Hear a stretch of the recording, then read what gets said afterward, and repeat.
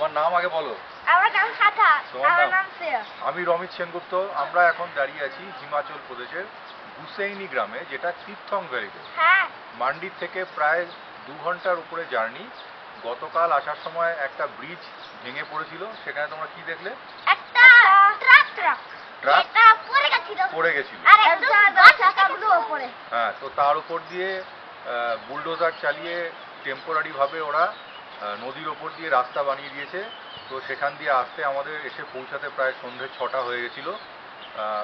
তবে সৌভাগ্যবশত সন্ধ্যে আলো নিভে যাওয়ার আগেই, বিকালের আলো নিভে যাওয়ার আগেই আমরা এখানে পৌঁছাই।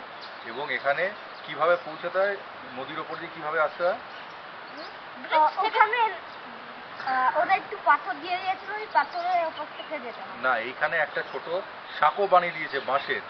তাছাড়া জিপ লাইনিং করে এদিকে আসা যায়। হ্যাঁ, আমরা সে নানা রকম কাণ্ড করে গতকাল রাতে এখানে পৌঁছেছি।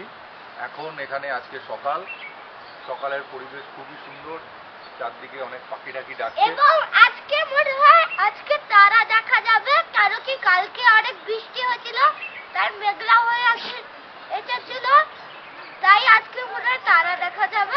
আর এই জায়গায় অনেকগুলো কুকুর আছে, আর এখানে সব বাড়ি উডেন হয়, তাই এরা চেষ্টা করছে সবচেয়ে কম প্লাস্টিক ইউজ করার জন্য।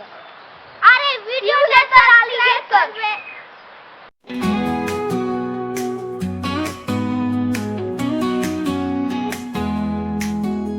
গুসাইনি গ্রামে স্বপ্নের আস্থানা, তীর্থ নদী স্রোতে ভেসে, চার চরে আমরা হাত ধরা সাথী, পাহাড়ে হাওয়া গানে মেশে, কাঠের সাঁকো দিয়ে এলাম হিতে, জলের গর্জন মনের খাঁটি পথে, চোখে নীল আকাশ, বুকে সবুজ ঘর, নীরবতা বলে গেল কত অনামি পথ। চেরি আপেল বাগানে খেলেছে দিনভর, পাহাড়ি হাওয়ার ছোঁয়া আনে জীবন নতুন কোন, আতিথ্যের উষ্ণতা মুছে দিয়ে গেল সব ক্লান্তি, এই আস্থানা আজ জীবনে আনে শান্তি।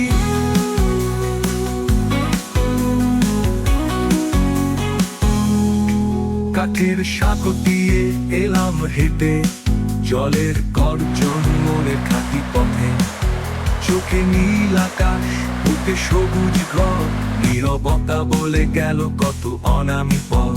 চেরি আপেল বাগানে খেলেছে দিনভর, পাহাড়ি হাওয়া ছোঁয়া আনে জীবন নতুন পথ, আতিথ্যের উষ্ণতা মুছে দিয়ে গেল সব ক্লান্তি, এই আস্থানা আজ জীবনে আনে শান্তি।